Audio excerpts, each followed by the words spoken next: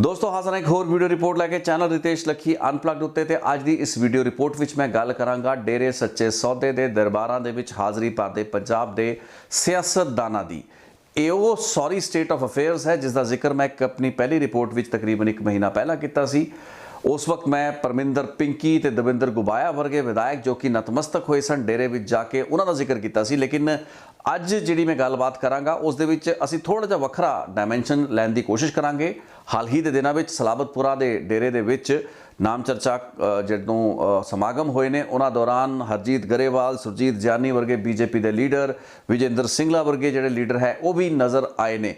सो ये लीडर जदों कि डेरे के सामने इस तरीके नाल सजदे करते हुए अज नज़र आ रहे हैं। इस चीज़ नूं बिल्कुल भुल के इस चीज़ नूं बिल्कुल नज़रअंदाज करके भी बीते 5 सालों के विच पंजाब दे विच जो कुछ होया है इत्थों दीयां कोर्ट कचहरियां कमिशनां तफ्तीशां दे विच जिस तरीके की भूमिकावां पाईयां गईयां ने डेरा सच्चा सौदा के कुछ अनुयायियों दियां या उन्होंने समर्थकों दियां या फिर गुरमीत राम रहीम उस दियां खुद दियां जो कि डेरा सच्चा सौदा दा मुखी है।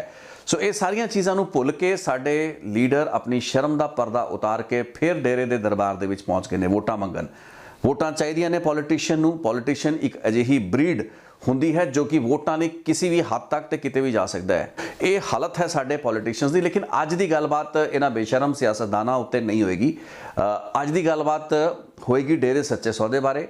डेरे सच्चे सौदे दे पल्ले किन्ने वोट ने, डेरे सच्चे सौदे की भूमिका या उसका असर उसका जिहड़ा प्रभाव है वो किन्नियां पंजाब दीयां सीटां उत्ते है। डेरे सच्चे सौदे ने अपना जिहड़ा एक क्लाउट बना रखा है, डेरे सच्चे सौदे ने जिहड़ा एक अपना दबदबा बना रखा है बीते तकरीबन 20 सालों तो पंजाब की सियासत दे विच इह ना गूंजदा है।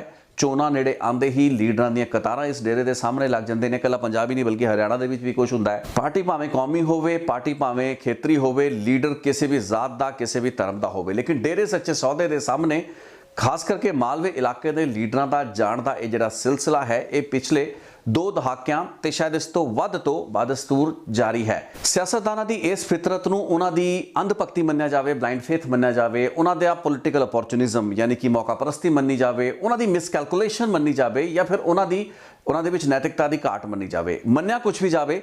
लेकिन जिहड़ी चीज़ इस वक्त एक बहुत ही ऑब्जैक्टिव एग्जामिनेशन मंगदी है यानी कि कोख मंगदी है वो ये है कि इस डेरे का असल दे विच आधार की है। डेरे की कोल नंबरस की ने उहदे फिगरस की ने, क्योंकि एक बहुत मोटा मोटा आंकड़ा डेरे दे समर्थक या बथेरे जिहे लोग ईवन पोलिटिकल एनालिस्ट कई बार दे जाते हैं। कोई लोग कहते हैं कि 5 करोड़ डेरे के समर्थक ने ऑल ओवर इंडिया, कुछ लोग कहते हैं भी 2 या 2.5 करोड़ डेरे के समर्थकों का एक आधार है, बेस है। जे पंजाब दे विच ही गल की जाए तो एक मोटा मोटा आंकड़ा जिहड़ा कि कुछ मैं अखबारां या कुछ जिहड़े रसालियां दे विच छपे आंकड़े हुंदे ने तकरीबन 35 लाख तो लैके 40 लाख के आस पास डेरे सच्चे सौदे के समर्थक वो पंजाब जिसकी 70% 70 तो 75% वसों मालवे के पंजाब के इलाके जो कि तकरीबन 55-60% पंजाब का इलाका है। जे आप भूगोलिक पद्धर उत्ते देखिए तो उस विच दसी जाती है यानी कि मालवे दियां तकरीबन 37 तो 40 सीटां दे उत्ते मोटा मोटा जिहड़ा अनुमान या आंकलन है, क्योंकि कोई भी ऑब्जैक्टिव स्टडी इसकी नहीं है। ये चीज़ मन्नी जाती है भी बठिंडा संगरूर फिरोजपुर फरीदकोट ये इलाके हैगे ने जिन्हां दे विच कि डेरे दे वोटरां की गिणती काफ़ी ज़्यादा है। डेरे दे समर्थकों की जिहड़ी आबादी है वो कई जिहड़ी विधान सभा सीटां ने मानसा रामपुरा फूल तलवंडी साबो मौड़ मंडी इस तरीके दी सीटां, इस तो इलावा भी बहुत सी शहरी सीटां उत्ते भी काफ़ी ज़्यादा प्रभाव डेरे दे वोटरां दा पैंदा है। लेकिन 5 करोड़ या 2 करोड़ डेरे का बेस होना एक अपने आप दे एक लॉजिकल फिगर लगती है, क्योंकि डेरे का जिहड़ा आधार है वो पंजाब और हरियाणा के जिहड़े सरहदी इलाके लगते हैं, खास करके सिरसा जिथे कि डेरे का हैडकुआटर है तो उस दे नाल जुड़े हुए बठिंडा या फिर मानसा संगरूर इस तरीके के वो इलाके पंजाब के जिन्हां दे विच इत्थे डेरे का आधार वध हो सकता है। राजस्थान के गंगानगर जिले ते उसके होर कुछ इलाकों के विच ही ये बेस वध हो सकता है। सो उस वक्त जदों कि कोई भी अजिही ऑब्जैक्टिव स्टडी या एनालिसिस मौजूद नहीं है जो कि पुख्ता तरीके नाल निशानदेही कर सके कि डेरे दे हथ वस किन्ने वोट ने, वो वोट किवें भुगतते ने ते जिहड़ा भी स्विंग किसी भी विधान सभा सीट उत्ते हुंदा है उस दे विच डेरे की भूमिका किवें आंकलन किया जाए, उसनूं किवें क्वांटिफाई किया जाए, ये किवें मन्निया जाए कि जे किसी सीट उत्ते कोई कैंडीडेट जितदा है या हारदा है, कोई पार्टी किसी इलैक्शनां दे विच सूबे दे विच सरकार बनांदी है या नहीं बना पाउंदी, उहदे विच डेरे दे वोटरां दी भूमिका नूं आपां किवें निशानदेही उसदी कर पावांगे, किवें उसनूं एट्रीब्यूट कर पावांगे। डेरे दे संदर्भ दे विच या उस दियां फिगर्स नूं लैके जिन्ने भी संसे इस वक्त हैगे ने क्योंकि ऑब्जेक्टिव कोई भी अंकड़े डेटा उस तरीके नाल मौजूद नहीं ने। बेशक डेरे सच्चे सौदे कोल इस तरीके के जे अंकड़े मौजूद भी होणगे तो उन्होंने कभी भी इस तरीके के अंकड़ियां नूं जग ज़ाहिर नहीं किया। लेकिन मीडिया दे विच असीं अक्सर सुन लैंदे भी करोड़ां दा एक आधार डेरे सच्चे सौदे कोल है, तो लखां जिहड़े वोटर ने पंजाब दियां तकरीबन 37 तो 40 सीटां उत्ते प्रभाव पाउंदे ने। यही जड़ा संसा है या यही जड़ी ऑब्जेक्टिव स्टडी की घाट कह लीए या फिर आप ये कह लीए भी मोटा मोटा जड़ा अंकलन लगा लिया जाता है, उस तहत मालवे दे विच डेरे सच्चे सौदे नूं बड़ी वड्डी फोर्स मान लिया जाता है। ईवन हरियाणा के इलैक्शनां दे विच डेरे सच्चे सौदे नूं बड़ी फोर्स मान लिया जाता है। लेकिन आपां अज थोड़ा जिहा स्टडी समझण की कोशिश ये करांगे कि जदों जदों भी डेरे सच्चे सौदे ने किसी पार्टी के पिछे खड़े होने का फैसला लिया है, हुण आपां इत्थे सीट टू सीट गल ज़्यादा नहीं कर पावांगे। सीट टू सीट उत्ते डेरा सच्चा सौदा कई कैंडीडेट्स को समर्थन दिंदा भी रहा है, उन्होंने सपोर्ट दिंदा भी रहा है, तो उत्थे किन्ने क नतीजिਆਂ ਨੂੰ प्रभावित कर पाउंदा है, इस दे बारे भी कोई ऐसी ऑब्जेक्टिव या ट्रांसपेरेंट स्टडी सामने नहीं है जिसनों देख के अंदाज़ा लगाया जा सके। क्योंकि इस तरीके की जिहड़ी स्टडी जे कराईਆਂ जाणियां शुरू हो गई तो काफ़ी हद तक डेरे की गतिविधियों को सियासी गतिविधियों के लै लिया जाएगा। सो जे अजिहा कोई डेटा अवेलेबल होएगा भी डेरे सच्चे सौदे को कभी भी इसनों सामने नहीं कहेगा। लेकिन उसका फायदा इस चीज़ के विच है कि एक मोटा मोटा जा अंदाज़ा उसके आधार का तो उसके नाल जुड़े हुए वोटरां का मीडिया के विच छपदा रहे, ताकि डेरे का जिहड़ा कद है तो उसकी नैगोशिएशन बारगेनिंग या फिर उही सौदेबाजी की जिहड़ी ताकत है समर्था है उन्हां सियासतदानां दे नाल जो कि आके उन्हां दी चौकटां दे उत्ते सजदा करते हैं, उन्हां दे सामने वो नैगोशिएशन या बारगेनिंग पावर बनी रहे।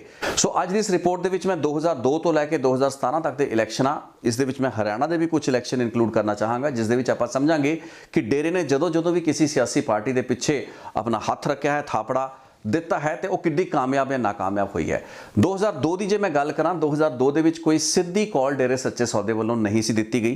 कोई भी जिसनों कहते प्रतख रूप के डेरे सच्चे सौदे ने किसी पार्टी का साथ देने लिए किसी भी वोटर नूं या अपने जिहड़े उन्होंने समर्थक सन उन्होंने नहीं किया सी। हाँ, एक गल जरूर है कि 2002 की ही जनवरी ते फरवरी के महीनों के विच डेरे सच्चे सौदे की जिहड़ी पोलिटिकल अफेयर्स कमेटी सी उन्हां वल्लों कुछ अजिही चिट्ठी जिसनों कि बाद दे विच सही तरीके नाल ओन अप नहीं किया गया सी, उसनों अखबारां विच प्रकाशित हुंदा होया वेख्या गया। बाद दे विच उसनूं उसकी जिहड़ी पुष्टि सी वो नहीं की गई। लेकिन चोणां तो ठीक पहला एक अजिहा सुनेहा जरूर गया सी कि चोणां दे विच कांग्रेस की मदद की जाए। कैप्टन अमरिंदर सिंह उस साल बन के जित के मुख मंत्री आते हैं, तो उस वक्त ये प्रभाव जाना शुरू होया कि डेरा सच्चा सौदा पंजाब दे विच एक पोलिटिकल फोर्स है। गुरमीत राम रहीम डेरे दी गद्दी उत्ते तकरीबन अर्ली 90s 91 92 दे विच जाके बैठदा है। उस तो बाद तकरीबन 7-8 साल डेरे का प्रभाव बेशक पंजाब के मालवे के इलाकों के वध रहा सी, हरियाणा के वध रहा सी, लेकिन पॉलिटिक्स के विच उन्हां दी इन्वॉल्वमेंट उस पद्धर की नहीं सी। लेकिन 2002 तो बाद ये ट्रेंड शुरू होया। 2007 दी विधान सभा चोणां जदों आउंदियां ने उस वक्त खुल्लम खुल्ला डेरे सच्चे सौदे वालों कांग्रेस की हिमायत करती गई। ये वाहद अजिहा इलैक्शन सी, ते पहला अजिहा इलैक्शन सी जिस विच कि डेरे सच्चे सौदे ने वो काम किया, वो कार्रवाई की जो किसी भी होर डेरे वालों अज तक नहीं की गई। राधा स्वामियां का डेरा है, निरंकारियां के डेरे हैगे ने, होर भी कई अजिहे डेरे पंजाब ते हरियाणा दे विच एक बहुत वड्डी गिणती दे विच हैगे ने, वड्डे छोटे।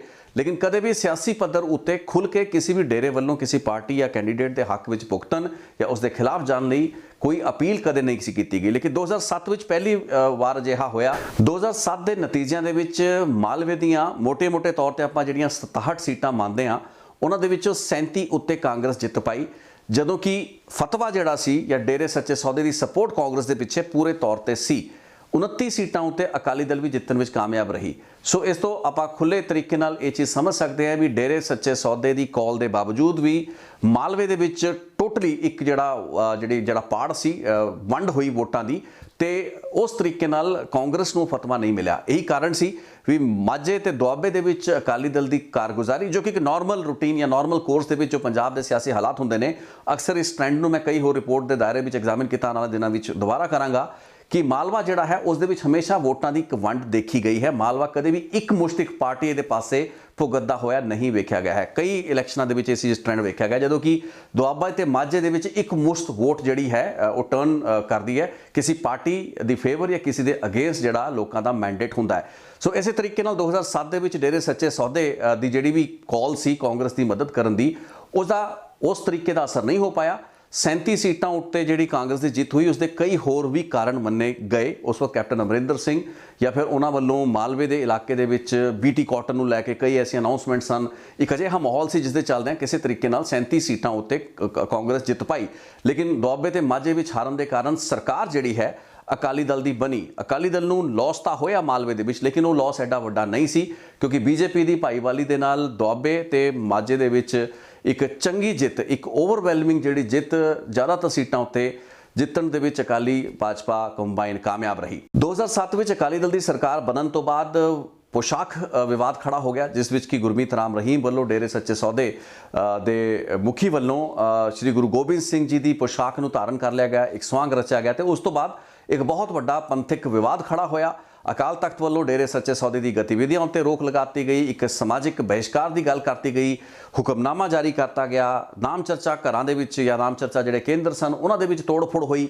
ਇੱਕ ਬਹੁਤ ਹੀ ਹਿੰਸਕ ਵਿਵਾਦ ਤੋਂ ਬਾਅਦ 2009 ਤੋਂ ਬਾਅਦ ਅਕਾਲੀ ਦਲ ਦੀ ਲੀਡਰਸ਼ਿਪ ਤੇ ਡੇਰੇ ਸੱਚੇ ਸੌਦੇ ਦੀ ਲੀਡਰਸ਼ਿਪ ਦੇ ਵਿੱਚ ਇੱਕ ਅੰਡਰਸਟੈਂਡਿੰਗ ਬਣਨੀ ਸ਼ੁਰੂ ਹੋਈ। ਇਹ ਇੱਕ ਪ੍ਰਤੱਖ ਰੂਪ ਦੀ ਅੰਡਰਸਟੈਂਡਿੰਗ ਨਹੀਂ ਸੀ, ਬਲਕਿ ਅੰਦਰ ਖਾਤੇ ਦੀ ਇੱਕ ਐਸੀ ਅੰਡਰਸਟੈਂਡਿੰਗ ਸੀ ਜਿਸ ਤਹਿਤ ਕਿ 2009 ਤੋਂ ਬਾਅਦ 2014 ਤੇ 2012 ਦੇ ਜਿਹੜੇ ਵਿਧਾਨ ਸਭਾ ਦੇ ਇਲੈਕਸ਼ਨ ਸਨ ਉਹਨਾਂ ਦੇ ਵਿੱਚ ਅਕਾਲੀ ਦਲ ਨੂੰ ਡੇਰੇ ਸੱਚੇ ਸੌਦੇ ਦੀ ਇੱਕ ਅੰਦਰ ਖਾਤੇ ਮਦਦ ਮਿਲਦੀ ਹੋਈ ਵੇਖੀ ਗਈ। ਚਾਹੇ ਹਰਸਿਮਰਤ ਕੌਰ ਬਾਦਲ ਦੇ ਇੱਕ ਤੋਂ ਬਾਅਦ ਇੱਕ ਬੈਕ ਟੂ ਬੈਕ ਬਠਿੰਡਾ ਦੀ ਜਿਹੜੀ ਸੀਟ ਨਵੀਂ ਹੱਦਬੰਦੀ ਤੋਂ ਬਾਅਦ ਜਿਹੜੀ ਕ੍ਰੀਏਟ ਹੁੰਦੀ ਹੈ ਤਾਂ ਉੱਥੋਂ ਹਰਸਿਮਰਤ ਕੌਰ ਬਾਦਲ ਦਾ ਜਿਹੜਾ ਪੂਰਾ ਦਾ ਪੂਰਾ ਪੋਲੀਟੀਕਲ ਕੈਰੀਅਰ ਸ਼ੁਰੂ ਹੁੰਦਾ ਹੈ ਜੋ ਅੱਜ ਤੱਕ ਵੀ ਜਾਰੀ ਹੈ। ਉਸ ਦੇ ਵਿੱਚ ਡੇਰੇ ਸੱਚੇ ਸੌਦੇ ਦੀਆਂ ਵੋਟਾਂ ਜਾਂ ਫਿਰ ਉਸ ਅੰਦਰ ਖਾਤੇ ਦੀ ਅੰਡਰਸਟੈਂਡਿੰਗ ਦੀ ਇੱਕ ਬਹੁਤ ਵੱਡੀ ਭੂਮਿਕਾ ਮੰਨੀ ਜਾਂਦੀ ਰਹੀ।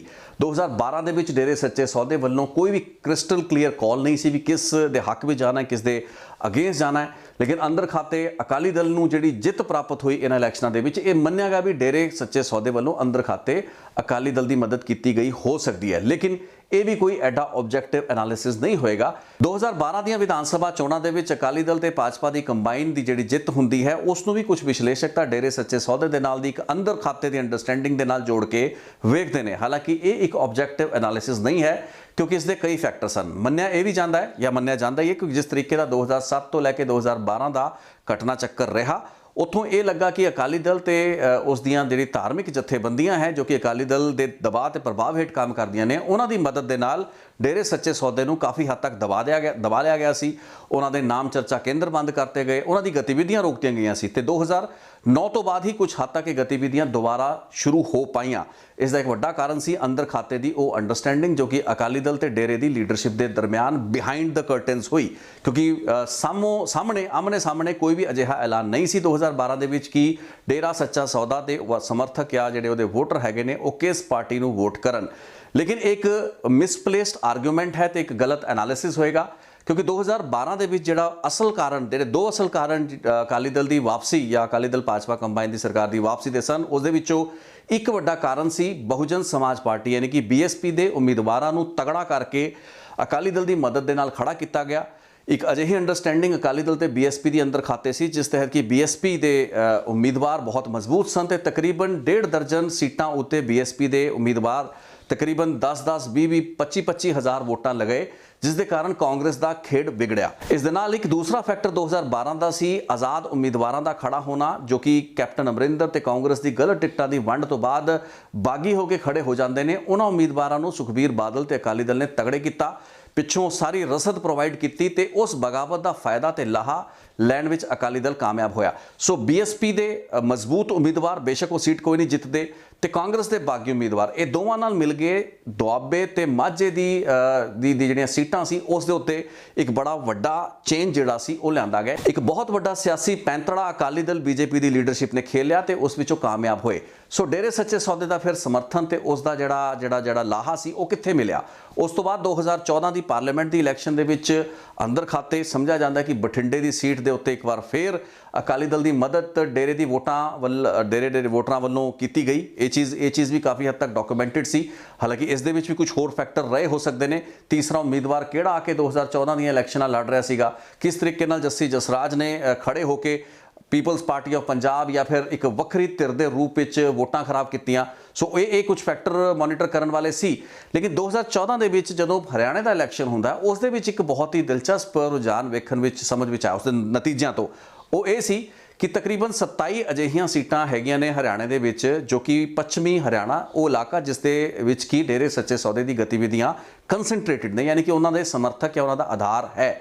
ਲੇਕਿਨ ਇਹਨਾਂ ਵਿੱਚੋਂ ਮਹਿਜ਼ 7 ਹੀ ਸੀਟਾਂ ਜਿਹੜੀ ਭਾਰਤੀ ਜਨਤਾ ਪਾਰਟੀ, ਜਿਸ ਦੀ ਸਿੱਧੀ ਅੰਡਰਸਟੈਂਡਿੰਗ ਡੇਰੇ ਸੱਚੇ ਸੌਦੇ ਦੇ ਨਾਲ ਹੋ ਚੁੱਕੀ ਸੀ। ਕੈਲਾਸ਼ ਵਿਜੇ ਵਰਗੀਏ ਵਰਗੇ ਬੀਜੇਪੀ ਦੇ ਲੀਡਰ ਜਾ ਕੇ ਡੇਰੇ ਸੱਚੇ ਸੌਦੇ ਦੇ ਸਮਾਗਮਾਂ ਤੇ ਉਹਨਾਂ ਦੇ ਗੁਰਮੀਤ ਰਾਮ ਰਹੀਮ ਹੋਰਾਂ ਨਾਲ ਮੀਟਿੰਗਾਂ ਕਰਾਏ ਸਨ।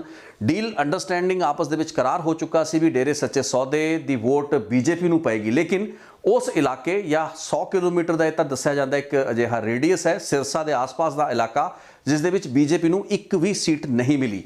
ਸੋ ਇਸ ਕੇਸ ਦੇ ਵਿੱਚ ਵੀ 27 ਜਾਂ ਤਕਰੀਬਨ ਸ਼ਾਇਦ 27 ਜਾਂ 28 ਅਜਿਹੀਆਂ ਸੀਟਾਂ ਜਿਸ ਉੱਤੇ ਮੰਨਿਆ ਜਾਂਦਾ ਸੀ ਕਿ ਡੇਰੇ ਦਾ ਪ੍ਰਭਾਵ ਹੈ, ਉਸ ਵਿੱਚ ਬੀਜੇਪੀ ਸਿਰਫ 7 ਸੀਟਾਂ ਜਿੱਤ ਪਾਉਂਦੀ ਹੈ। ਹਰਿਆਣੇ ਦੇ ਇਸੇ ਇਲੈਕਸ਼ਨ ਯਾਨੀ ਕਿ 2014 ਦੇ ਇਲੈਕਸ਼ਨ ਦੇ ਵਿੱਚ ਹੀ ਬੀਜੇਪੀ ਦੀਆਂ ਤਕਰੀਬਨ 52 ਸੀਟਾਂ ਆਈਆਂ, 90 ਦੇ ਵਿੱਚੋਂ ਤਾਂ ਉਸ ਦੀ ਸਰਕਾਰ ਬਣਦੀ ਹੈ, ਪਹਿਲੀ ਵਾਰ ਸੂਬੇ ਵਿੱਚ ਬਣਦੀ ਹੈ। ਲੇਕਿਨ ਉਹਨਾਂ ਵਿੱਚੋਂ ਬਹੁਤਾਤ ਸੀਟਾਂ ਉਹ ਇਲਾਕਿਆਂ 'ਚੋਂ ਹੁੰਦੀਆਂ ਨੇ ਜਿੱਥੇ ਕਿ ਡੇਰੇ ਸੱਚੇ ਸੌਦੇ ਦਾ ਨਾਮੋ ਨਿਸ਼ਾਨ ਨਹੀਂ ਸੀ। ਸੋ ਬੀਜੇਪੀ ਨੂੰ ਡੇਰੇ ਸੱਚੇ ਸੌਦੇ ਦੀ ਮਦਦ ਦਾ, ਉਸ ਦੇ ਸਪੋਰਟ ਦਾ ਕੋਈ ਵੀ ਵੱਡਾ ਫਾਇਦਾ ਨਹੀਂ ਹੋਇਆ। ਇਹ ਤਕਰੀਬਨ 2007 ਦੇ ਉਸੇ ਇਲੈਕਸ਼ਨ ਵਾਂਗ ਸੀ ਜਿਸ ਵਿੱਚ ਕਿ ਕਾਂਗਰਸ ਨੂੰ ਸਪੋਰਟ ਦੇਣ ਦੇ ਬਾਵਜੂਦ ਵੀ ਪੰਜਾਬ ਦੇ ਵਿੱਚ ਅਕਾਲੀ ਦਲ ਦੀ ਸਰਕਾਰ ਬਣੀ। ਇੱਥੇ 2014 ਦੇ ਵਿੱਚ ਬੀਜੇਪੀ ਨੂੰ ਸਪੋਰਟ ਦੇਣ ਦੇ ਬਾਵਜੂਦ ਵੀ ਬੇਸ਼ੱਕ ਸਰਕਾਰ ਬੀਜੇਪੀ ਦੀ ਬਣੀ, ਲੇਕਿਨ ਉਸ ਲਈ ਡੇਰਾ ਸੱਚਾ ਸੌਦਾ ਫੈਕਟਰ ਨਹੀਂ ਸੀ। 2012 ਦੇ ਵਿੱਚ ਵੀ ਪੰਜਾਬ ਦੇ ਵਿੱਚ ਅਕਾਲੀ ਦਲ ਤੇ ਭਾਜਪਾ ਦੀ ਗਠਬੰਧਨ ਦੀ ਸਰਕਾਰ ਬਣਦੀ ਹੈ ਤਾਂ ਵੀ ਡੇਰਾ ਸੱਚਾ ਸੌਦਾ ਫੈਕਟਰ ਨਹੀਂ ਹੁੰਦਾ। ਸੋ ਆਪਾਂ 3 ਇਲੈਕਸ਼ਨ ਐਗਜ਼ਾਮਿਨ ਕੀਤੇ ਨੇ, 2 ਪੰਜਾਬ ਦੇ 2007 ਤੇ 2012 ਤੇ 2014 ਹਰਿਆਣਾ ਦਾ, ਜਿਸ ਵਿੱਚ ਕਿ ਡੇਰੇ ਸੱਚੇ ਸੌਦੇ ਨੇ ਇਤਿਹਾਸ ਦੇ ਵਿੱਚ ਪਹਿਲੀ ਵਾਰ ਇੱਕ ਤਾਕਤ ਬਣਨ ਦੀ ਕੋਸ਼ਿਸ਼ ਕੀਤੀ ਤੇ ਇਹਨਾਂ ਇਲੈਕਸ਼ਨਾਂ ਦੇ ਵਿੱਚ ਮੁਖਰ ਹੋ ਕੇ ਸਾਹਮਣੇ ਆ ਕੇ ਪ੍ਰਤੱਖ ਰੂਪ ਵਿੱਚ ਜਾਂ ਫਿਰ ਅੰਦਰ ਖਾਤੇ ਹੀ ਮਦਦ ਕਰਨ ਦੀ ਕੋਸ਼ਿਸ਼ ਤਾਂ ਕੀਤੀ। ਲੇਕਿਨ ਸਰਕਾਰਾਂ ਜਿਹੜੀਆਂ ਬਣਦੀਆਂ ਨੇ, ਜੋ ਵੀ ਸਿਆਸੀ ਪਰਿਵਰਤਨ ਇਹਨਾਂ ਸੂਬਿਆਂ ਦੇ ਵਿੱਚ ਹੁੰਦਾ ਹੈ ਜਾਂ ਨਹੀਂ ਹੁੰਦਾ, ਉਸ ਦੇ ਫੈਕਟਰ ਬਿਲਕੁਲ ਅਲੱਗ ਸਨ। ਤੋਂ ਵੈਲ ਕੁਆਂਟੀਫਾਈਡ ਨੇ, ਵੈਲ ਡਾਕੂਮੈਂਟਡ ਨੇ। ਇਸ ਤੋਂ ਬਾਅਦ ਆਪਾਂ 2017 ਦੇ ਪੰਜਾਬ ਦੇ ਵਿਧਾਨ ਸਭਾ ਇਲੈਕਸ਼ਨ ਦੇ ਨਤੀਜਿਆਂ ਤੇ ਆ ਜਾਂਦੇ ਹਾਂ ਤੇ ਉਸ ਤੋਂ ਪਹਿਲਾਂ ਜਿਹੜਾ ਬੇਅਦਬੀ ਦੇ ਜੇ ਘਟਨਾਵਾਂ 2015 ਦੀਆਂ ਹੁੰਦੀਆਂ ਨੇ, ਬਰਗਾੜੀ, ਬੁਰਜਵਾਰ ਸਿੰਘ ਵਾਲਾ, ਕੋਟਕਪੂਰੇ ਚੌਂਕ ਦੀਆਂ ਉਹਨਾਂ ਘਟਨਾਵਾਂ, ਤੇ ਉਸ ਤੋਂ ਪਹਿਲਾਂ ਦਾ ਜਿਹੜਾ ਘਟਨਾਕ੍ਰਮ ਸੀ ਜਿਸ ਤਹਿਤ ਕਿ ਡੇਰੇ ਸੱਚੇ ਸੌਦੇ ਦੀ ਜਿਹੜੀ ਫਿਲਮ ਰਿਲੀਜ਼ ਨੂੰ ਲੈ ਕੇ ਇੱਕ ਬਹੁਤ ਵੱਡਾ ਵਿਵਾਦ ਸੀ। ਸੋ ਉਹ ਜਿਹੜੀ ਆਪਸ ਦੇ ਵਿੱਚ ਅੰਡਰਸਟੈਂਡਿੰਗ 2009 ਤੋਂ ਅਕਾਲੀ ਦਲ ਤੇ ਡੇਰੇ ਦੀ ਲੀਡਰਸ਼ਿਪ ਦੀ ਬਣਦੀ 2014 ਪਾਰਲੀਮੈਂਟ ਤੱਕ ਮੈਚੁਰ ਹੋ ਜਾਂਦੀ ਹੈ। 2012 ਤੇ 2015 ਦੇ ਸਾਲਾਂ ਦੇ ਵਿੱਚ ਕਿਸ ਤਰੀਕੇ ਨਾਲ ਡੇਰੇ ਖਿਲਾਫ ਜਿਹੜੇ ਕੇਸ ਸੀ, ਪੋਸ਼ਾਕ ਵਿਵਾਦ ਸੀ, ਉਸ ਨੂੰ ਡਾਇਲੂਟ ਕੀਤਾ ਗਿਆ। ਉਹ ਇੱਕ ਸਿਖਰ ਤੇ ਪਹੁੰਚ ਚੁੱਕੀ, ਇੱਕ ਓਵਰ ਕੌਨਫੀਡੈਂਸ ਜਿਹੜਾ ਸੀ ਅਕਾਲੀ ਦਲ ਦਾ ਵੀ ਤੇ ਡੇਰੇ ਸੱਚੇ ਸੌਦੇ ਦਾ ਵੀ। ਉਸ ਤੋਂ ਬਾਅਦ ਇਹ ਬੇਅਦਬੀ ਦੀ ਘਟਨਾਵਾਂ ਦੋਵੇਂ ਧਿਰਾਂ ਨੂੰ, ਅਕਾਲੀ ਦਲ ਤੇ ਡੇਰੇ ਸੱਚੇ ਸੌਦੇ ਨੂੰ ਡਿਫੈਂਸਿਵ ਤੇ ਲਿਆ ਕੇ ਖੜਾ ਕਰ ਦਿੰਦੀਆਂ ਨੇ ਤੇ 2017 ਦੇ ਵਿੱਚ ਅੰਦਰ ਖਾਤੇ ਤੇ ਇੱਕ ਤਰੀਕੇ ਨਾਲ ਕਲੀਅਰਲੀ ਅਕਾਲੀ ਦਲ ਦੀ ਪਿੱਛੇ ਖੜਾ ਹੋਇਆ ਡੇਰਾ ਸੱਚਾ ਸੌਦਾ। ਤੇ 2017 ਦੇ ਵਿੱਚ ਨਤੀਜੇ ਕੀ ਹੋਏ? ਅਕਾਲੀ ਦਲ ਕਿੰਨੀ ਬੁਰੀ ਤਰੀਕੇ ਨਾਲ ਇੱਕ ਵਿਰੋਧੀ ਧਿਰ ਵੀ ਬਣ ਨਹੀਂ ਪਾਈ, ਇੱਕ ਮੁੱਖ ਵਿਪਕਸ਼ੀ ਪਾਰਟੀ ਵੀ ਸਾਬਤ ਨਹੀਂ ਹੋ ਪਾਈ, ਬਣ ਪਾਈ ਅਕਾਲੀ ਦਲ। ਡੇਰੇ ਸੱਚੇ ਸੌਦੇ ਅਤੇ ਉਸ ਦੇ ਵੋਟਰਾਂ ਦਾ ਅਸਰ 2017 ਵਿੱਚ ਕਿੱਥੇ ਗਿਆ ਸੀ, ਜਿੱਥੇ ਕਿ ਉਹਨਾਂ ਦਾ ਅਕਾਲੀ ਦਲ ਨੂੰ ਸਮਰਥਨ ਵੀ ਦਿੱਤਾ ਗਿਆ, ਉਹਨਾਂ ਦੇ ਪਿੱਛੇ ਖੜਾ ਵੀ ਹੋਇਆ ਗਿਆ, ਕਿਉਂਕਿ ਇਹ ਮਜਬੂਰੀ ਵੀ ਸੀ ਦੋਵਾਂ ਧਿਰਾਂ ਦੀ, ਜੋ ਕਿ ਬੇਅਦਬੀ ਦੀ ਘਟਨਾਵਾਂ ਦੇ ਵਿੱਚ ਇਕੁਅਲੀ ਇੱਕ ਦੂਸਰੇ ਦੇ ਨਾਲ ਹੀ ਉਸ ਕਥਿਤ ਅਪਰਾਧ ਜਾਂ ਗੁਨਾਹ ਦੇ ਵਿੱਚ ਪਾਰਟਨਰ ਦੀ ਤਰ੍ਹਾਂ ਨਜ਼ਰ ਆ ਰਹੀਆਂ ਸਨ। ਕਿਉਂਕਿ ਅਕਾਲੀ ਦਲ ਦੀ ਲੀਡਰਸ਼ਿਪ ਉੱਤੇ ਇਹ ਇਲਜ਼ਾਮ ਲੱਗਦੇ ਰਹੇ ਕਿ ਡੇਰੇ ਨੂੰ ਹੀ ਇੰਨੀ ਖੁੱਲ੍ਹ ਦਿੱਤੀ ਗਈ ਸੀ ਕਿ ਉਸ ਦੇ ਸਮਰਥਕਾਂ ਤੇ ਅਨੁਯਾਈਆਂ ਵੱਲੋਂ ਹੀ ਇਸ ਤਰੀਕੇ ਦੀਆਂ ਵਾਰਦਾਤਾਂ ਨੂੰ ਅੰਜਾਮ ਦਿੱਤਾ ਗਿਆ। ਬਾਅਦ ਦੇ ਵਿੱਚ ਜਿਹੜੇ ਮੁਕੱਦਮੇਬਾਜ਼ੀ ਹੋਈ ਹੈ ਪਿਛਲੇ 5 ਸਾਲਾਂ ਵਿੱਚ, ਉਹ ਸਾਡੇ ਸਾਹਮਣੇ ਹੈ। ਸੋ 2007 ਤੋਂ ਲੈ ਕੇ 2017 ਤੇ 4 ਜਿਹੜੀਆਂ ਇਲੈਕਸ਼ਨਾਂ ਹੈਗੀਆਂ ਨੇ, ਜੇ ਆਪਾਂ ਪੰਜਾਬ ਦੀਆਂ 3 ਵਿਧਾਨ ਸਭਾ ਤੇ ਹਰਿਆਣਾ ਦੀ 1 ਵਿਧਾਨ ਸਭਾ ਨੂੰ ਵੇਖੀਏ, ਇਸ ਵਿੱਚ ਕਲੀਅਰ ਹੈ ਕਿ ਡੇਰੇ ਸੱਚੇ ਸੌਦੇ ਦਾ ਕੋਈ ਵੱਡਾ ਅਸਰ ਨਹੀਂ ਪਿਆ। ਉਸ ਵਕਤ ਜਦੋਂ ਕਿ ਆਪਾਂ ਪੰਜਾਬ ਅਤੇ ਹਰਿਆਣੇ ਦੇ ਇਲੈਕਸ਼ਨਾਂ ਦੀ ਗੱਲ ਕਰਦੇ ਹਾਂ ਤਾਂ 2019 ਦੇ ਹਰਿਆਣਾ ਵਿਧਾਨ ਸਭਾ ਇਲੈਕਸ਼ਨਾਂ ਨੂੰ ਵੀ ਇੱਕ ਮਹੱਤਵਪੂਰਨ ਥਾਂ ਇਸ ਵਿਸ਼ਲੇਸ਼ਣ ਦੇ ਵਿੱਚ ਮਿਲਣੀ ਬਣਦੀ ਇਸ ਵਾਸਤੇ ਹੈ ਕਿਉਂਕਿ 2019 ਦੇ ਹਰਿਆਣਾ ਵਿਧਾਨ ਸਭਾ ਚੋਣਾਂ ਦੇ ਵਿੱਚ ਬੀਜੇਪੀ ਰਿਪੀਟ ਕਰਦੀ ਹੈ। ਹਾਲਾਂਕਿ ਇਹ ਜਿੱਤ 2014 ਤੋਂ ਥੋੜੀ ਜਿਹੀ ਘੱਟ ਹੁੰਦੀ ਹੈ, ਲੇਕਿਨ ਇਸ ਤੋਂ ਪਹਿਲਾਂ 1.5-2 ਸਾਲ ਪਹਿਲਾਂ ਕੀ ਹੋਇਆ ਹੁੰਦਾ ਹੈ, ਹਰਿਆਣਾ ਦੇ ਵਿੱਚ ਹੀ ਪੰਚਕੂਲੇ ਦੇ ਵਿੱਚ ਅਦਾਲਤ ਵੱਲੋਂ ਗੁਰਮੀਤ ਰਾਮ ਰਹੀਮ ਨੂੰ ਪਹਿਲਾਂ ਸੱਦਿਆ ਜਾਂਦਾ ਹੈ ਤੇ ਉਸ ਤੋਂ ਬਾਅਦ ਉਸ ਨੂੰ ਸਾਧਵੀਆਂ ਦੇ ਬਲਾਤਕਾਰ ਦੇ ਮਾਮਲੇ ਦੇ ਵਿੱਚ ਉਮਰ ਕੈਦ ਦੀ ਸਜ਼ਾ ਸੁਣਾਤੀ ਜਾਂਦੀ ਹੈ ਤੇ ਉਸ ਨੂੰ ਹੈਲੀਕਾਪਟਰ ਬਿਠਾ ਕੇ ਰੋਹਤਕ ਦੀ ਜੇਲ੍ਹ ਵਿੱਚ ਭੇਜਤਾ ਜਾਂਦਾ ਹੈ। ਇਸ ਤੋਂ ਪਹਿਲਾਂ ਇੱਕ ਤਰੀਕੇ ਦੀ ਅੰਡਰਸਟੈਂਡਿੰਗ ਬੀਜੇਪੀ ਲੀਡਰਸ਼ਿਪ ਦੇ ਨਾਲ ਡੇਰੇ ਸੱਚੇ ਸੌਦੇ ਦੇ ਲੀਡਰਾਂ ਦੀ ਹੋਈ ਹੁੰਦੀ ਹੈ, ਬਾਅਦ ਦੇ ਵਿੱਚ ਇਲਜ਼ਾਮਬਾਜ਼ੀ ਹੁੰਦੀ ਨਜ਼ਰ ਆਈ। ਇਹ ਭਰੋਸੇ ਦਵਾਏ ਗਏ ਕਿ ਗੁਰਮੀਤ ਰਾਮ ਰਹੀਮ ਨੂੰ ਗ੍ਰਿਫਤਾਰ ਨਹੀਂ ਕੀਤਾ ਜਾਏਗਾ, ਉਸ ਦੇ ਨਾਲ ਇੱਕ ਨਰਮੀ ਦਾ ਰੁਖ ਵਰਤਿਆ ਜਾਏਗਾ, ਲੇਕਿਨ ਅਦਾਲਤ ਵੀ ਆਪਣਾ ਫੈਸਲਾ ਸੁਣਾਉਂਦੀ ਹੈ। ਗੁਰਮੀਤ ਰਾਮ ਰਹੀਮ ਨੂੰ ਰੋਹਤਕ ਦੀ ਸੁਨਾਰੀਆ ਜੇਲ੍ਹ ਵੀ ਭੇਜਤਾ ਜਾਂਦਾ ਹੈ। ਬਹੁਤ ਵੱਡੇ ਪੱਧਰ ਦੀ ਹਿੰਸਾ ਹੁੰਦੀ ਹੈ, ਤਕਰੀਬਨ 36 ਲੋਕ ਉਸ ਹਿੰਸਾ ਦੇ ਵਿੱਚ ਪੰਚਕੂਲੇ ਵਿੱਚ ਮਾਰੇ ਜਾਂਦੇ ਨੇ, ਲੇਕਿਨ ਉਸ ਪੂਰੀ ਦੀ ਪੂਰੀ ਕਾਰਵਾਈ ਜਿਸ ਦੇ ਵਿਰੋਧ ਦੇ ਵਿੱਚ ਡੇਰੇ ਸੱਚੇ ਸੌਦੇ ਦੇ ਵੋਟਰ ਜਾਂ ਵੋਟਾਂ ਨੂੰ ਭੁਗਤਣਾ ਪੈਣਾ ਸੀ, ਉਹ ਵੀ ਸੰਭਵ ਨਹੀਂ ਹੋ ਪਾਇਆ ਤੇ 2019 ਦੇ ਵਿੱਚ ਕੋਈ ਵੀ ਖਾਮਿਆਜ਼ਾ ਬੀਜੇਪੀ ਦੀ ਲੀਡਰਸ਼ਿਪ ਨੂੰ ਡੇਰੇ ਦੀ ਵਿਰੋਧਤਾ ਦਾ ਜਾਂ ਡੇਰੇ ਦੇ ਖਿਲਾਫ ਇਸ ਕਾਰਵਾਈ ਦਾ ਉਹਦਾ ਸਾਹਮਣਾ ਨਹੀਂ ਕਰਨਾ ਪਿਆ। ਉਹ ਇੱਕ ਅਲੱਗ ਗੱਲਬਾਤ ਹੈ ਕਿ ਬੀਜੇਪੀ ਦੀ ਹਰਿਆਣਾ ਦੀ ਲੀਡਰਸ਼ਿਪ 2019 ਦੇ ਵਿੱਚ ਡੇਰੇ ਸੱਚੇ ਸੌਦੇ ਕੋਲ ਜਾਂਦੀ ਹੈ, ਵੋਟਾਂ ਦੀ ਮੰਗ ਵੀ ਕਰਦੀ ਹੈ, ਗੁਹਾਰ ਵੀ ਕਰਦੀ ਹੈ। ਕੈਲਾਸ਼ ਵਿਜੇ ਵਰਗੇ ਬੀਜੇਪੀ ਦੇ ਕੌਮੀ ਲੀਡਰ ਵੀ ਪਾਰਲੀਮੈਂਟ ਦੀਆਂ 2019 ਤੇ ਵਿਧਾਨ ਸਭਾ ਚੋਣਾਂ ਜਿਹੜੀਆਂ ਹਰਿਆਣਾ ਦੇ ਵਿੱਚ ਹੁੰਦੀਆਂ ਹੈ ਉਹਦੇ ਲਈ ਵੀ ਇੱਕ ਕੋਆਰਡੀਨੇਸ਼ਨ ਲਈ ਡੇਰੇ ਸੱਚੇ ਸੌਦੇ ਕੋਲ ਜਾਂਦੇ ਨੇ। ਲੇਕਿਨ ਇੱਕ ਮਨ ਦੇ ਵਿੱਚ ਡੇਰੇ ਸੱਚੇ ਸੌਦੇ ਦੇ ਸਮਰਥਕਾਂ ਦੇ ਕੁੜੱਤਣ ਨੈਚੁਰਲ ਸੀ, ਹੋਣੀ ਬਣਦੀ ਸੀ ਤੇ 2019 ਦੇ ਵਿੱਚ ਜੇ ਡੇਰੇ ਦਾ ਐਡਾ ਹੀ ਪ੍ਰਭਾਵ ਹੁੰਦਾ ਤਾਂ ਇਸ ਦਾ ਜਵਾਬ ਵੀ ਕਈ ਸੀਟਾਂ ਉੱਤੇ ਦਿੱਤਾ ਗਿਆ ਹੁੰਦਾ। ਲੇਕਿਨ ਇਸ ਦੇ ਬਾਵਜੂਦ ਵੀ ਹਰਿਆਣਾ ਦੇ ਵਿੱਚ ਬੀਜੇਪੀ ਦੀ ਸਰਕਾਰ, ਜਿਸ ਦੇ ਕਾਰਜਕਾਲ ਦੌਰਾਨ ਹੋਰ ਵੀ ਕਈ ਕੇਸਾਂ ਦੇ ਵਿੱਚ ਸਖਤ ਸਜ਼ਾਵਾਂ ਗੁਰਮੀਤ ਰਾਮ ਰਹੀਮ ਨੂੰ ਹੋਈਆਂ, ਉਹੀ ਸਰਕਾਰ ਰਿਪੀਟ ਕਰ ਜਾਂਦੀ ਹੈ। ਸੋ 2007 2012 ਪੰਜਾਬ ਤੇ 2014 2019 ਹਰਿਆਣਾ ਦੇ ਜੇ ਆਪਾਂ ਇਲੈਕਸ਼ਨਾਂ ਦੇ ਵਿੱਚ ਵੇਖੀਏ ਤਾਂ ਡੇਰੇ ਸੱਚੇ ਸੌਦੇ ਦਾ ਕੋਈ ਵੀ ਉਸ ਤਰੀਕੇ ਦਾ ਗੁਣਾਤਮਕ ਜਿਹੜਾ ਫਰਕ, ਕੁਆਲਿਟੇਟਿਵ ਜਿਹੜਾ ਫਰਕ ਹੈ ਇਹਨਾਂ ਇਲੈਕਸ਼ਨਾਂ ਦੇ ਨਤੀਜਿਆਂ ਵਿੱਚ ਡੇਰਾ ਸੱਚਾ ਸੌਦਾ ਜਾਂ ਉਸ ਦੇ ਵੋਟਰ ਲਿਆਉਣ ਦੇ ਵਿੱਚ ਨਾਕਾਮਯਾਬ ਰਹੇ ਨੇ। ਹੁਣ ਇੱਥੇ ਇਹ ਗੱਲਬਾਤ ਬਿਲਕੁਲ ਸੰਭਵ ਹੈ ਕਿ ਡੇਰੇ ਸੱਚੇ ਸੌਦੇ ਦੇ ਵੋਟਰ ਬਹੁਤ ਮਹੱਤਵਪੂਰਨ ਥਾਂ ਰੱਖਦੇ ਨੇ। ਸੀਟ ਟੂ ਸੀਟ ਤੇ ਹਲਕੇ ਟੂ ਹਲਕਾ ਜੇ ਆਪਾਂ ਇੱਕ ਫਾਈਟ ਨੂੰ ਸਮਝਣ ਦੀ ਕੋਸ਼ਿਸ਼ ਕਰਾਂਗੇ ਤਾਂ ਇਹ ਸਮਝ ਵਿੱਚ ਆਏਗਾ ਕਿ ਇਹ ਲੀਡਰ ਬੇਵਕੂਫ ਨਹੀਂ ਨੇ ਜੋ ਕਿ ਇਸ ਤਰੀਕੇ ਦੀਆਂ ਕਤਾਰਾਂ ਲਾ ਕੇ ਡੇਰੇ ਸੱਚੇ ਸੌਦੇ ਦੇ ਦਰਬਾਰਾਂ ਦੇ ਵਿੱਚ ਹਾਜ਼ਰੀ ਭਰ ਰਹੇ ਨੇ। ਇਹਨਾਂ ਦੇ ਪਿੱਛੇ ਵੀ ਇਹਨਾਂ ਦੀ ਕੈਲਕੂਲੇਸ਼ਨ ਹੋਏਗੀ। ਇਹਨਾਂ ਨੂੰ ਵੀ ਪਤਾ ਹੋਏਗਾ ਵੀ ਇਹਨਾਂ ਦੇ ਇਲਾਕੇ ਦੇ ਵਿੱਚ ਡੇਰੇ ਸੱਚੇ ਸੌਦੇ ਦੇ ਕਿੰਨੇ ਸਮਰਥਕ ਨੇ, ਕਿੰਨੇ ਪ੍ਰੇਮੀ ਨੇ ਤੇ ਉਹਨਾਂ ਨੇ ਵੋਟ ਕਿਸ ਦੇ ਆਖੇ ਤੇ ਕਿਸ ਦੇ ਕਹੇ ਪਾਉਣੀ ਹੈ। ਲੇਕਿਨ ਵੱਡਾ ਸਵਾਲ ਇਹ ਹੈ ਕਿ ਡੇਰੇ ਸੱਚੇ ਸੌਦੇ ਦੇ ਜਿਹੜੇ ਸਮਰਥਕ ਡੇਰੇ ਦੇ ਕਹੇ ਤੇ ਵੋਟ ਪਾਉਂਦੇ ਨੇ, ਕਿ ਡੇਰੇ ਸੱਚੇ ਸੌਦੇ ਦਾ ਜਿਹੜਾ ਸਪੋਰਟ ਬੇਸ ਹੈ, ਯਾਨੀ ਕਿ ਉਹਨਾਂ ਦੇ ਪ੍ਰੇਮੀ, ਉਹਨਾਂ ਦੇ ਸਮਰਥਕ ਹੈਗੇ ਨੇ, ਉਹ ਉਸੇ ਤਰੀਕੇ ਨਾਲ ਭੁਗਤਦੇ ਨੇ ਜਿਵੇਂ ਕਿ ਡੇਰਾ ਉਹਨਾਂ ਨੂੰ ਕਹਿੰਦਾ ਹੈ ਤੇ ਉਸ ਡੇਰੇ ਦੇ ਅਨੁਸਾਰ ਭੁਗਤਣ ਦਾ ਕੋਈ ਫਾਇਦਾ ਹੁੰਦਾ ਹੈ ਇਹਨਾਂ ਉਮੀਦਵਾਰਾਂ ਨੂੰ, ਕਿਸੇ ਪਾਰਟੀ ਨੂੰ ਹੁੰਦਾ ਤਾਂ ਘੱਟੋ ਘੱਟ ਨਜ਼ਰ ਨਹੀਂ ਆ ਰਿਹਾ ਹੈ। ਜੇ ਉਹ ਇੱਕ ਮਾਰਜਨਲ ਜਾਂ ਫਰਕ ਹੈ, ਫਰਕ ਜ਼ਰੂਰ ਹੋਏਗਾ। ਆਪਾਂ ਇਹ ਨਹੀਂ ਕਹਿੰਦੇ ਕਿ ਸੀਟ ਟੂ ਸੀਟ ਇਹ ਫਰਕ ਨਹੀਂ ਹੋਏਗਾ, ਲੇਕਿਨ ਉਹ ਫਰਕ ਐਡਾ ਜ਼ਿਆਦਾ ਨਹੀਂ ਹੈ ਕਿ ਨਤੀਜੇ ਨੂੰ ਹੀ ਬਦਲ ਕੇ ਰੱਖ ਦੇ। ਤੇ ਜੇ ਇਹ ਫਰਕ ਐਡਾ ਜ਼ਿਆਦਾ ਹੁੰਦਾ ਜਾਂ ਪ੍ਰਭਾਵ ਡੇਰੇ ਸੱਚੇ ਸੌਦੇ ਦਾ ਐਡਾ ਮਜ਼ਬੂਤ ਰਿਹਾ ਹੁੰਦਾ ਤਾਂ ਫਿਰ ਜਿੰਨੇ ਵੀ ਇਲੈਕਸ਼ਨਾਂ ਦੀ ਮੈਂ ਗੱਲ ਕੀਤੀ 2007 ਦੇ ਵਿੱਚ ਕਾਂਗਰਸ ਦੀ ਸਰਕਾਰ ਪੰਜਾਬ ਦੇ ਵਿੱਚ ਬਣਨੀ ਚਾਹੀਦੀ ਸੀ। 2012 ਦੇ ਵਿੱਚ ਅਕਾਲੀ ਦਲ ਤੇ ਭਾਜਪਾ ਕੰਬਾਈਨ ਦੀ ਜਿੱਤ ਇਸ ਤੋਂ ਵੀ ਵੱਡੀ ਹੋਣੀ ਚਾਹੀਦੀ ਸੀ। 2014 ਦੇ ਵਿੱਚ ਹਰਿਆਣਾ ਦੇ ਵਿੱਚ ਜਿਹੜੀ ਜਿੱਤ ਹੋਈ ਬੀਜੇਪੀ ਦੀ ਉਹ ਵੀ ਉਸ ਤੋਂ ਵੱਡੀ ਹੋਣੀ ਚਾਹੀਦੀ ਸੀ। 2017 ਦੇ ਵਿੱਚ ਪੰਜਾਬ ਦੇ ਵਿੱਚ ਅਕਾਲੀ ਦਲ ਹਾਰਨ ਦਾ ਮਤਲਬ ਹੀ ਨਹੀਂ ਬਣਦਾ ਸੀਗਾ ਕਿ ਜੇ ਮਾਲਵੇ ਦੀ ਸੀਟਾਂ ਉੱਤੇ ਫਰਕ ਪੈ ਜਾਂਦਾ ਤਾਂ ਫਿਰ ਅਕਾਲੀ ਦਲ ਇੰਨੀ ਬੁਰੀ ਤਰ੍ਹਾਂ ਨਾ ਹਾਰਦੀ। ਸੋ ਜੇ ਸਭ ਕੁਝ ਡੇਰੇ ਦੀ ਹੀ ਕਿਰਪਾ ਦੇ ਨਾਲ ਹੋ ਰਿਹਾ ਹੈ ਜਾਂ ਡੇਰੇ ਦੇ ਵੋਟਰਾਂ ਜਾਂ ਵੋਟਾਂ ਦੀ ਵਜ੍ਹਾ ਨਾਲ ਹੀ ਹੋ ਰਿਹਾ ਹੈ ਤਾਂ ਫਿਰ ਉਹਨਾਂ ਦੇ ਜਿਹੜੇ ਉਮੀਦਵਾਰ ਜਾਂ ਉਹਨਾਂ ਦੀਆਂ ਜਿਹੜੀਆਂ ਪਾਰਟੀਆਂ ਹਾਰਦੀਆਂ ਕਿਉਂ ਨੇ। ਸੋ ਇਹਨਾਂ तमाम ਚੋਣਾਂ ਦੇ ਨਤੀਜਿਆਂ ਦੇ ਵਿੱਚ ਇੱਕ ਚੀਜ਼ ਤਾਂ ਸਪਸ਼ਟ ਜ਼ਰੂਰ ਹੁੰਦੀ ਨਜ਼ਰ ਆਉਂਦੀ ਹੈ ਕਿ ਜਿਸ ਤਰੀਕੇ ਦੇ ਇੱਕ ਪ੍ਰਭਾਵ ਦੀ ਗੱਲਬਾਤ ਡੇਰੇ ਦੇ ਬਾਰੇ ਅਕਸਰ ਕੀਤੀ ਜਾਂਦੀ ਹੈ ਉਹ ਕਾਫੀ ਵਧਾ ਚੜਾ ਕੇ ਕੀਤੀ ਜਾਂਦੀ ਹੈ। ਉਸ ਤਰੀਕੇ ਦਾ ਪ੍ਰਭਾਵ ਜਾਂ ਉਸ ਤਰੀਕੇ ਦਾ ਦਬਦਬਾ ਡੇਰੇ ਦਾ ਹੈ ਨਹੀਂ ਤੇ ਡੇਰਾ ਉਸ ਤਰੀਕੇ ਦੀ ਫੋਰਸ ਵੀ ਨਹੀਂ ਹੁੰਦਾ। ਇਹ ਸਾਡੇ ਲੀਡਰਾਂ ਦੀ ਕੈਲਕੂਲੇਸ਼ਨ ਹੁੰਦੀ ਹੈ, ਇਹ ਉਹਨਾਂ ਦੇ ਮਨਾਂ ਦੇ ਵਿੱਚ।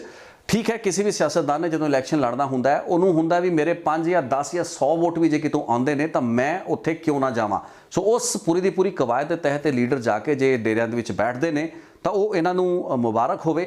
ਲੇਕਿਨ ਸਮਝਣ ਦਾ ਵਿਸ਼ਾ ਤੇ ਅੱਜ ਜੇ ਇੱਕ ਐਜ਼ ਅ ਪੋਲੀਟੀਕਲ ਐਨਾਲਿਸਟ ਆਪਾਂ ਸਮਝਣ ਦੀ ਕੋਸ਼ਿਸ਼ ਕਰੀਏ ਇਹ ਜਿਹੜੀਆਂ ਗੱਲਾਂ ਬਾਤਾਂ ਨੇ ਵੀ ਡੇਰੇ ਦਾ ਐਡਾ ਅਸਰ ਰਸੂਖ ਹੈ, ਵਾਕਈ ਜੇ ਉਹ ਅਸਰ ਉਸ ਤਰੀਕੇ ਦਾ ਅਸਰ ਹੁੰਦਾ ਜੋ ਕਿ ਬਦਲਾਅ ਲਿਆਉਣ ਦੀ ਸਮਰੱਥਾ ਰੱਖਦਾ ਹੁੰਦਾ ਤਾਂ ਇਹ तमाम ਇਲੈਕਸ਼ਨਾਂ ਦੇ ਨਤੀਜੇ ਵੱਖਰੇ ਹੋਣੇ ਸੀ। ਅੱਜ ਸਿਆਸੀ ਪਾਰਟੀਆਂ ਤੇ ਇਸ ਡੇਰੇ ਸੱਚੇ ਸੌਦੇ ਦੀ ਆਪਣੀ ਜਿਹੜੀ ਤਕਦੀਰ ਹੈ ਉਹ ਵੀ ਵੱਖ ਹੋਣੀ ਸੀ ਜੇ ਕਿਤੇ ਇਹਨਾਂ ਦਾ ਪ੍ਰਭਾਵ ਐਡਾ ਚੱਲਦਾ ਹੁੰਦਾ। ਡੇਰੇ ਸੱਚੇ ਸੌਦੇ ਵਰਗੇ ਜਿਹੜੇ ਪਾਵਰ ਸੈਂਟਰ ਆਪਣੇ ਆਪ ਦੇ ਵਿੱਚ ਬਣੇ ਬੈਠੇ ਨੇ ਉਹ ਉਸ ਤਰੀਕੇ ਦੇ ਪਾਵਰ ਸੈਂਟਰ ਨਹੀਂ ਨੇ ਜਿਵੇਂ ਕਿ ਉਹਨਾਂ ਨੂੰ ਬਣਾ ਦਿੱਤਾ ਗਿਆ ਹੈ। ਉਹਨਾਂ ਦੀ ਪ੍ਰੋਜੈਕਸ਼ਨ ਜਿਸ ਤਰੀਕੇ ਨਾਲ ਮੀਡੀਆ ਜਾਂ ਇਹਨਾਂ ਪੋਲੀਟੀਸ਼ੀਅਨਸ ਵੱਲੋਂ ਕੀਤੀ ਗਈ ਹੈ, ਹਰ ਪਾਰਟੀ ਹਰ ਲੀਡਰ ਆਪਣੇ ਦੇ ਨਾਲ ਕੋਈ ਨਾ ਕੋਈ ਨਵਾਂ ਲੀਡਰ, ਕੋਈ ਨਾ ਕੋਈ ਇਲਾਕੇ ਦਾ ਮੁਤਬਰ ਜਿਹੜਾ ਇਨਸਾਨ ਉਸ ਨੂੰ ਜੋੜ ਕੇ ਆਪਣਾ ਪ੍ਰਭਾਵ ਬਣਾਉਣ ਦੀ ਕੋਸ਼ਿਸ਼ ਕਰਦਾ ਹੈ। ਸੋ ਉਸੇ ਕੋਸ਼ਿਸ਼ ਦੇ ਤਹਿਤ ਹੀ ਇਸ ਤਰੀਕੇ ਦੇ ਡੇਰੇ ਜਾਂ ਉਹਨਾਂ ਦੇ ਨਾਮ ਚਰਚਾ ਸਮਾਗਮਾਂ ਦੇ ਵਿੱਚ ਜਾ ਕੇ ਸਾਡੇ ਲੀਡਰ ਵੀ ਇੱਕ ਗੁੱਡਵਿਲ ਹਾਸਲ ਕਰਨ ਦੀ ਕੋਸ਼ਿਸ਼ ਕਰ ਰਹੇ ਨੇ। ਚੰਗੀ ਗੱਲ ਹੈ, ਕਰਨੀ ਚਾਹੀਦੀ ਹੈ, ਇਹਨਾਂ ਨੂੰ ਮੁਬਾਰਕ ਹੋਵੇ।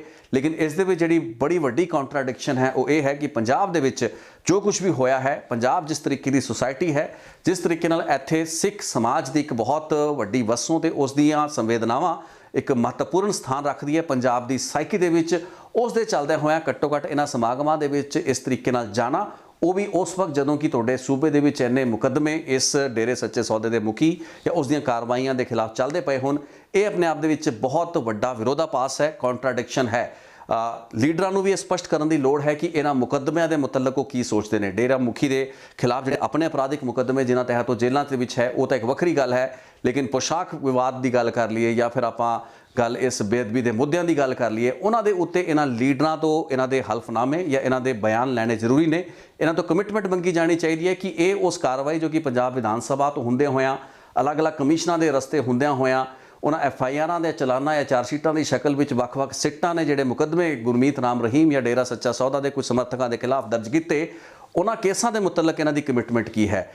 ਆਉਣ ਵਾਲੇ ਸਮੇਂ ਦੇ ਵਿੱਚ ਇਹਨਾਂ ਦੀ ਪਾਰਟੀਆਂ ਦੀ ਸਰਕਾਰ ਬਣਨ ਦੀ ਸੂਰਤ ਦੇ ਵਿੱਚ ਉਹਨਾਂ ਕੇਸਾਂ ਦਾ ਕੀ ਹੋਏਗਾ। ਇਸ ਤਰੀਕੇ ਦੀ ਕਮਿਟਮੈਂਟ ਲੋਕਾਂ ਨੂੰ ਇਹਨਾਂ ਤੋਂ ਲੈਣ ਦੀ ਲੋੜ ਹੈ, ਕਿਉਂਕਿ ਇਸ ਕੰਟਰਾਡਿਕਸ਼ਨ ਨੂੰ, ਇੱਕ ਸਿਆਸੀ ਕੰਟਰਾਡਿਕਸ਼ਨ ਨੂੰ ਆਪਾਂ ਐਡੇ ਸੌਖੇ ਤਰੀਕੇ ਨਾਲ ਇਗਨੋਰ ਵੀ ਨਹੀਂ ਕਰ ਸਕਦੇ। ਬਹਰਹਾਲ ਅੱਜ ਦੀ ਇਸ ਗੱਲਬਾਤ ਨੂੰ, ਕਾਫੀ ਲੰਬੀ ਹੋ ਚੁੱਕੀ ਇਸ ਗੱਲਬਾਤ ਨੂੰ ਮੈਂ ਇੱਥੇ ਵਿਰਾਮ ਦਾਂਗਾ, ਕਿਉਂਕਿ ਕੋਸ਼ਿਸ਼ ਇਹ ਸੀ ਵੀ ਆਪਾਂ ਸਮਝ ਸਕੇ ਵੀ ਚੋਣਾਂ ਦੇ ਨਤੀਜਿਆਂ ਨੂੰ ਜੇ ਆਪਾਂ ਇੱਕ ਸਹੀ ਆਬਜੈਕਟਿਵ ਤਰੀਕੇ ਜਾਂ ਰੌਸ਼ਨੀ ਵਿੱਚ ਵੇਖਾਂਗੇ ਤਾਂ ਸਮਝ ਵਿੱਚ ਇਹ ਆਉਂਦਾ ਕਿ ਡੇਰੇ ਸੱਚੇ ਸੌਦੇ ਦਾ ਉਸ ਤਰੀਕੇ ਦਾ ਪ੍ਰਭਾਵ ਵੀ ਨਹੀਂ ਜਿਵੇਂ ਕਿ ਪ੍ਰੋਜੈਕਟ ਹੁੰਦਾ ਰਿਹਾ ਹੈ। ਆਸ ਕਰਾਂਗੇ ਇਸ ਰਿਪੋਰਟ ਨੇ ਕਾਫੀ ਫੂਡ ਫॉर ਥਾਟ ਆਪਾਂ ਸਭ ਨੂੰ ਦਿੱਤਾ ਹੈ। ਆਪਣੀ ਫੀਡਬੈਕ ਤੁਸੀਂ ਦੇ ਸਕਦੇ ਹੋ, ਕਿਤੇ ਗਲਤੀ ਹੋਈ ਹੈ ਜਾਂ ਕਿਸੇ ਤਰੀਕੇ ਨਾਲ ਤੁਸੀਂ ਮੇਰੇ ਵਿਚਾਰਾਂ ਤੋਂ ਸਹਿਮਤ ਨਹੀਂ ਹੋ, ਉਸ ਬਾਰੇ ਵੀ ਤੁਸੀਂ ਗੱਲਬਾਤ ਜ਼ਰੂਰ ਕਰੋ। ਮੇਰੇ ਲਈ ਇੱਕ ਨਵੀਂ ਫੀਡਬੈਕ ਹੋਏਗੀ।